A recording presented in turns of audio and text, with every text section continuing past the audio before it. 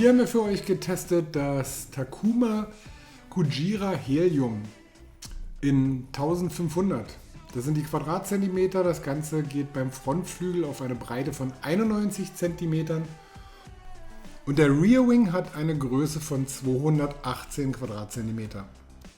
Beide Flügel haben eine Wellenform, der Natur nachempfunden. Laut Takuma ist das halt wie bei einem Wal, dass die Strömung hier früher anliegt, ist das Ziel, und halt vor allen Dingen auch nicht bei unregelmäßigen Bedingungen abreißen kann. Vom Shape ist der Frontflügel ganz leicht gewölbt. Er ist etwas dünner als eine mittlere Dicke in diesem Medium-Aspekt-Ratio Vollsegment und hat leichte Winglets.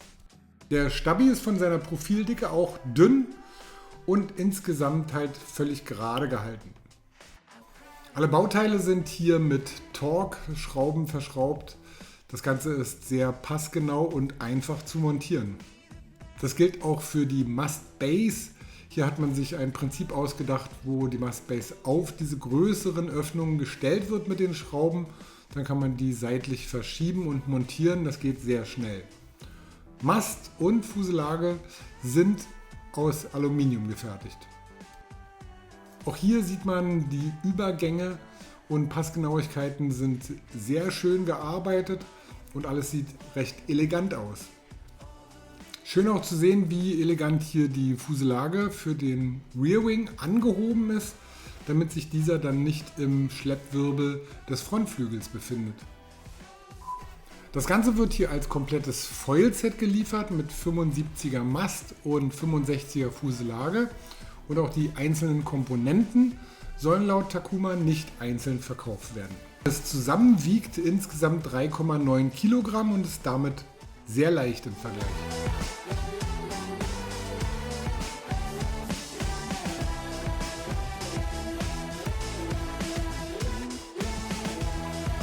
Beim Starten fällt sofort auf, dass das Konzept der schnell anliegenden Strömung hier vollständig aufgeht. Vergleichsweise kann man das gut mit einem Axis aus der BSC-Serie mit 1500 Quadratzentimetern vergleichen. Hier steigt der Kujira Helium sogar früher auf, obwohl er von der Profildicke dünner ausgerichtet ist. Da diese Strömung wirklich sofort anliegt, fühlt sich auch der Aufstieg im ersten Moment ein klein wenig abrupter an, woran man sich allerdings halt nach kürzester Zeit gewöhnt hat.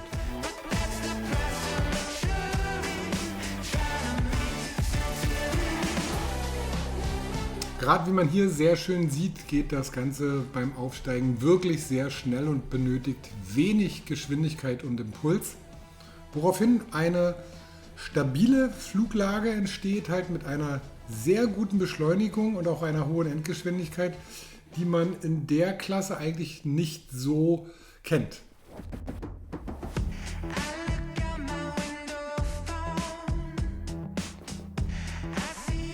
Gehen wir noch mal etwas genauer auf die Achsenstabilität ein. Wir haben ja hier die Pitch, die ist einen kleinen Tick sensibler. Das bedeutet, wir haben zwar diese wirklich optimal anliegende Strömung, aber auf der anderen Seite halt so gut wie keinen Widerstand gefühlt. Dementsprechend gibt es auch insgesamt etwas weniger Feedback. Das heißt halt, der Kujira Helium muss halt schon ein klein wenig geführt werden. Dann hat er allerdings halt ein absolut unbeschreiblich freies Gefühl in dieser Größe, was man sonst eigentlich nur von kleineren, schnelleren Flügeln gewohnt ist. Ebenfalls ausgezeichnet ist die Beweglichkeit in der Rolle und in der Yaw. Hier sind ebenfalls beide mit einer totalen Leichtigkeit ausgestattet, aber auch hier gibt es dieses Minimum weniger an Feedback. Das heißt halt, der Fahrer muss schon intuitiv ein bisschen mehr wissen als ein reiner Anfänger zum Beispiel, wo die Grenze ist, dass man den Flügel neigt, und einfach ein wenig dosierter mit dem Druck umgehen.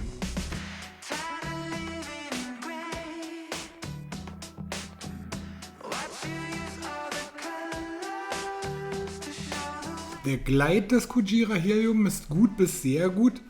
Hier Hier kann man wirklich auch längere Strecken ohne den Vortrieb des Wings auskommen und auch ohne den Schub. Selbst bei geringsten Geschwindigkeiten trägt er hier wirklich noch echt gut. Da liegt dann aber zum Beispiel halt der ein oder andere etwas dickere Flügel dann minimal im Vorteil. Insgesamt passt diese Kombination aus Beweglichkeit und Gleit ganz hervorragend zusammen und gibt ein völlig harmonisches Bild. Wie gesagt, halt an dieses etwas weniger an Feedback muss man sich kurzfristig gewöhnen, aber das sollte man so nach ein paar Schlägen im Prinzip schon erspüren können.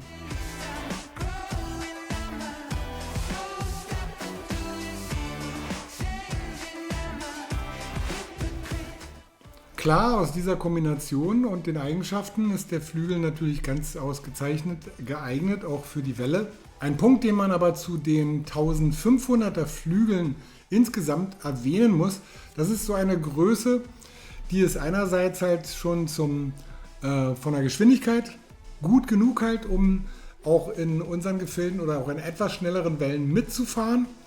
Auf der anderen Seite haben wir sehr wenig Widerstand.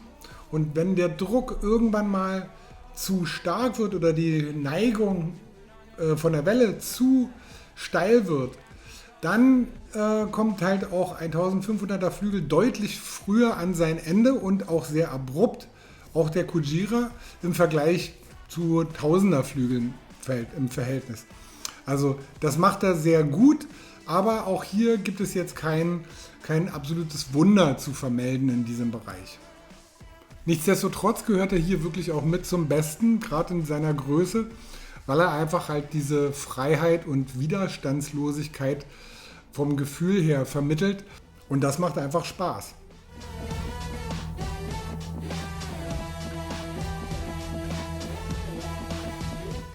Und gehen wir etwas tiefer in das Konzept des Kujira, also sprich mit der gewellten Anströmkante bei der Flügel. So haben wir hier einen wirklich absolut spürbaren Effekt der optimal anliegenden Strömung, was schneller geht als in einem normalen Bereich. Und dadurch kann auch ein etwas dünneres Profil verwendet werden, um die gleiche Leistung zu erzeugen. Das ist insgesamt in der Kombination ein wirkliches Plus.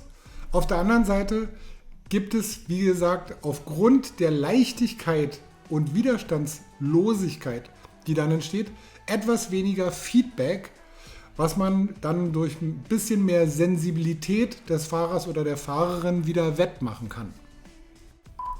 Bei der Größe ist es ein Flügel, der ohne weiteres auch für den absoluten Einsteiger tauglich ist, mit einem Körpergewicht zwischen 70 und 90 Kilo.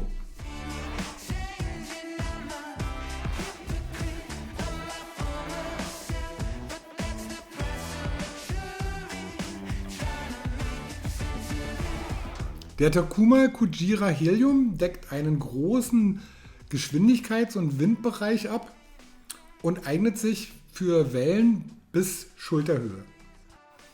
Dabei ist es optimal, wenn die Welle nicht zu schnell ist und auch nicht zu steil. Und wer hier jetzt von seinem Fahrkönnen noch etwas besser ist und an die Grenzen dieses Materials stößt, für den hat natürlich Takuma auch noch kleinere Kujira-Modelle im Sortiment. So haben wir hier einen Flügel, der eine wirklich große Bandbreite abdeckt und angesichts des Preises von knapp 1000 Euro für den gesamten Flügel auch wirklich attraktiv in diesem Bereich erscheint. Also von unserer Seite ist das hier auf jeden Fall eindeutig ein Gedanke wert.